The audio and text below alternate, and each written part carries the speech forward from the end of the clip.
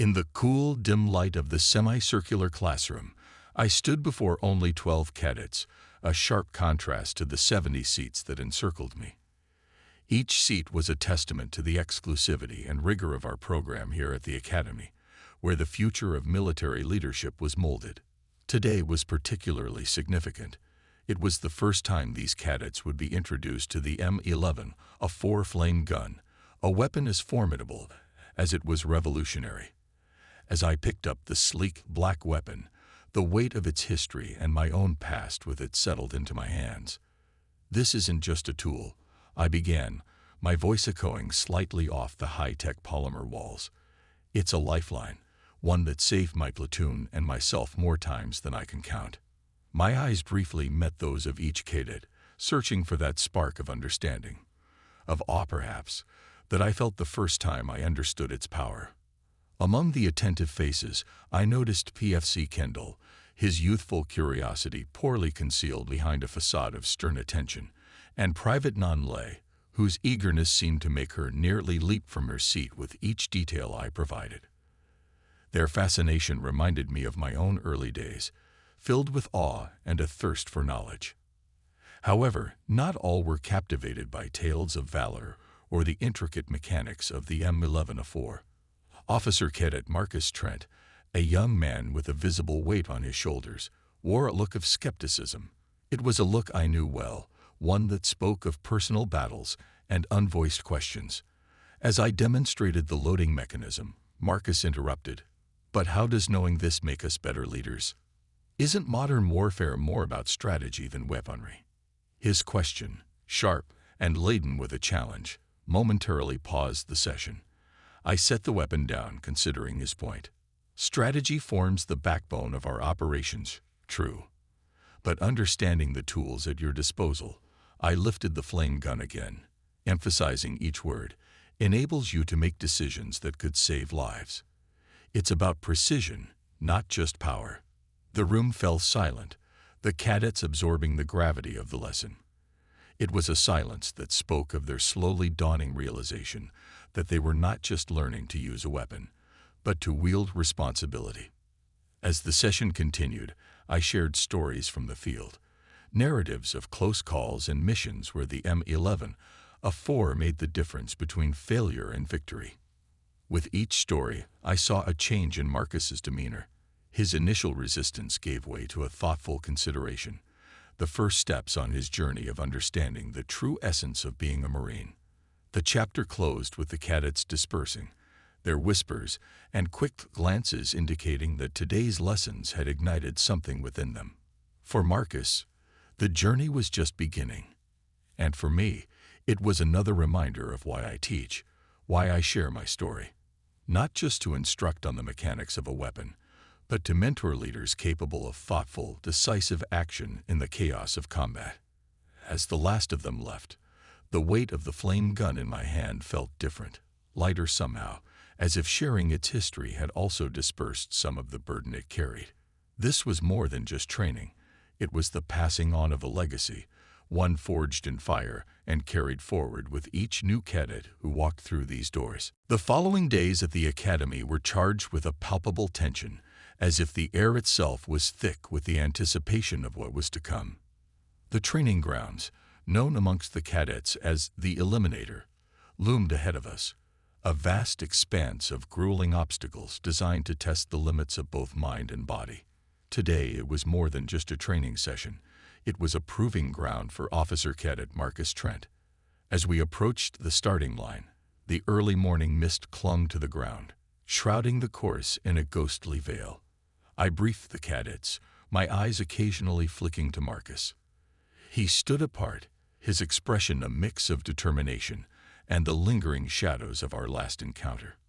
"Remember," I said, the weight of my own experiences pressing down on each word, "this course isn't about speed or strength alone.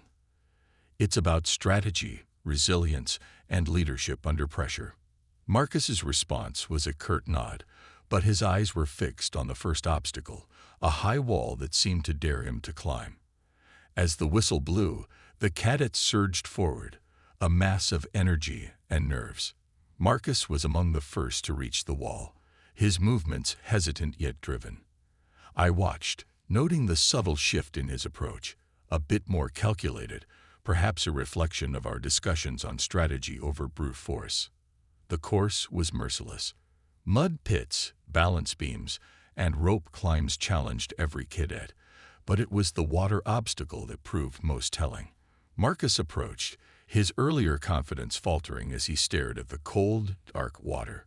It was a moment of truth, and as he plunged in, his struggle was not just against the chilling grip of the water, but against his own fears and doubts. I patrolled alongside the course, shouting encouragements and corrections. "Keep your head up, Trent. Eyes on the goal."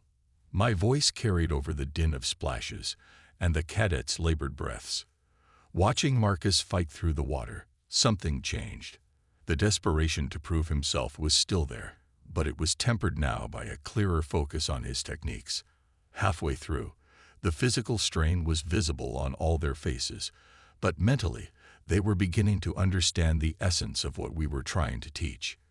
Marcus, emerging from the water, gave a quick, almost imperceptible nod to himself before tackling the next challenge.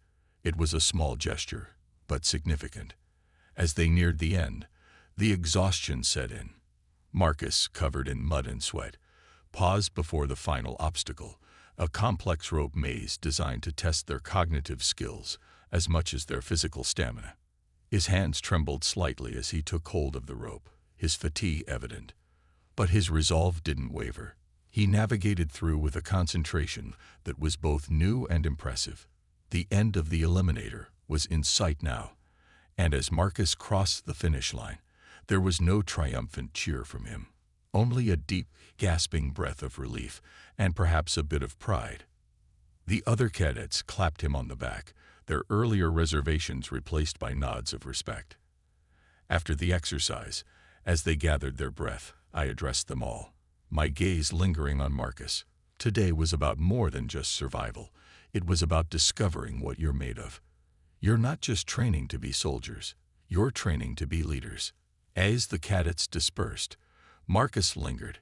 "I didn't think I could do it," he admitted quietly, avoiding my eyes. "But I understand now. This is about more than just physical strength." I clapped him on the shoulder, feeling the shift in our relationship. It's about finding your strength when it counts. Today, you did just that. This day marked a turning point for Marcus and perhaps for me as well. As I watched him walk away, taller, more determined, I felt a familiar surge of pride. In the military, we often say we forge warriors through fire and adversity. Today, I had witnessed that transformation firsthand. The days following the eliminator were filled with a new energy, especially noticeable in Marcus. He had a newfound seriousness, a dedication that was both impressive and heartening. It was as if the grueling trial had not just tested his physical limits, but had reshaped his entire outlook on what it meant to be a Marine. During one of our strategy sessions, I took the opportunity to delve deeper into the practical applications of the skills they were learning. As I explained complex tactical maneuvers and their implications, I noticed Marcus taking meticulous notes, his focus unwavering. It was a stark contrast to his earlier skepticism about the relevance of hands-on training. "I want to understand everything, how each piece fits into the larger strategy," Marcus confessed during a break. His voice carried a genuine curiosity that was absent before. "It's not just about knowing what to do, but why we do it, right?" His question wasn't just academic. It was a quest for meaning, a crucial aspect of leadership I wanted all my cadets to grasp. This shift in Marcus was not going unnoticed by his peers either. Private Nonla, always keen and observant, mentioned casually, "Marcus seems different, more engaged. It's like he's finally seeing the big picture." Her insight was spot on, reflecting a sentiment that was slowly spreading among the cadets. To test their cumulative skills and newfound teamwork, I arranged a complex simulation exercise. It was designed not just to challenge their physical prowess, but to push their strategic thinking and decision-making to the limit. "This will be the culmination of all your training," I announced, sensing their mix of anticipation and anxiety. As the simulation began, It was clear that Marcus had taken a leadership role, a position he had previously shied away from. His commands were clear, his strategies well thought out, and most importantly, his demeanor was calm and decisive. Watching him coordinate with his team, adjust plans on the fly, and navigate the simulated battlefield with confidence was a testament to his transformation. The climax of the exercise was a particularly intense scenario involving a high-stakes rescue mission. Marcus's team was cornered, with limited resources and time running out. It was the kind of situation that tested not just tactical skills, but the ability to remain composed under pressure. Marcus's handling of the scenario was nothing short of remarkable. He managed to devise a plan that not only secured the safety of his team, but also accomplished the mission objectives. His execution under pressure was a clear indicator of his growth as a Marine and a leader. After the simulation, as the team debriefed, the respect for Marcus was palpable.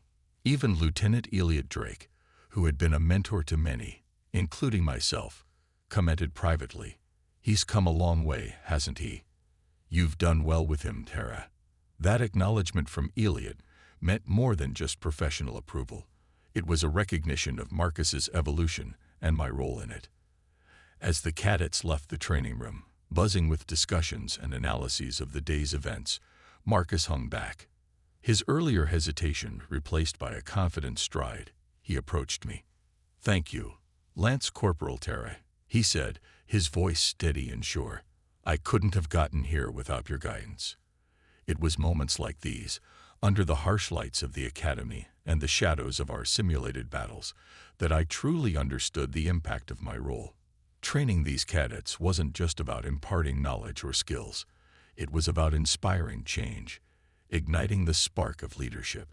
And as I watched Marcus merge back with his peers, no longer a follower but a leader, I felt a profound sense of accomplishment. Our trials on the Eliminator and beyond hadn't just tested us. They had transformed us. The final weeks of training drew to a close with an air of culmination and quiet reflection. The cadets, once unsure and scattered in their abilities and focus, now moved with a purpose and cohesion that could only be forged in the fires of rigorous training and shared struggles. Especially Marcus, who had transformed in ways that even I, with years of experience in spotting potential, found remarkable. One morning, as we gathered for the closing ceremonies, the academy grounds thrummed with the excitement and nervous energy of families and dignitaries arriving to witness the transformation of their loved ones. The cadets, dressed in their crisp uniforms, lined up with medals shining against the morning sun, a visual testament to their hard-earned growth. Marcus stood among his peers, no longer the outlier struggling with the shadows of a legacy he hadn't chosen. As his name was called, he stepped forward to receive the accolades for his leadership and tactical acumen, his gaze steady and his posture unwavering. It was a moment of profound validation for him, a clear sign that he had finally stepped out from under his father's long shadow. As the ceremony progressed, I couldn't help but reflect on the journey these young men and women had embarked on. They had arrived as individuals, each carrying their own expectations and burdens, and were leaving as a unified force, ready to face whatever challenges awaited them in the broader universe of military service. After the formalities, Marcus approached me, his approach respectful yet confident. "I wanted to thank you, Lance Corporal Tara," he said earnestly. "Your faith in me, even when I didn't have it myself, changed everything. I see now what it means to lead, to truly lead." I nodded, feeling a swell of pride not just for his achievements, but for the role I had played in guiding him there. "You've earned every bit of this, Marcus. Remember, leadership isn't just about what you do when everyone's watching. It's about what you do when they aren't." As the crowd began to disperse, Private Nanla and PFC Kendall came up to share their goodbyes, their faces bright with the excitement of the next chapter of their lives. Their thanks were mingled with promises to keep in touch, to carry forward the lessons learned here into their careers. The day wound down with a quiet moment, as Lieutenant Elliot Drake and I watched the new graduates file out. "You've got a good eye for potential, Tara," Elliot remarked, a slight smile on his face. It's not just about training them in the skills they need, but in helping them find the strength they don't know they have. As the sun set over the academy, casting long shadows across the now empty parade ground, I felt a sense of completion. This batch of cadets had been my responsibility, my challenge, and ultimately, my inspiration. They had come to us as raw talent and were leaving as capable leaders, shaped not only by the curriculum but by the interpersonal dynamics and personal growth that had occurred. In the quiet that followed, I took a moment to walk the grounds alone, each step a reflection on the trials and triumphs of the past weeks. The academy, with its state-of-the-art facilities and rigorous programs, was more than just a training ground. It was a place where futures were forged, where leaders were made, and where I, too, had grown in my understanding of what it means to mentor, to guide, and to inspire. As night fell and the stars began to appear in the sky, the challenges of the future seemed a little less daunting. With cadets like Marcus and his peers ready to step into their roles, I knew the legacy of the academy, and my own legacy, was in good hands. The journey had been arduous, but the rewards, reflected in the confident, capable individuals who had passed under my tutelage, were profound.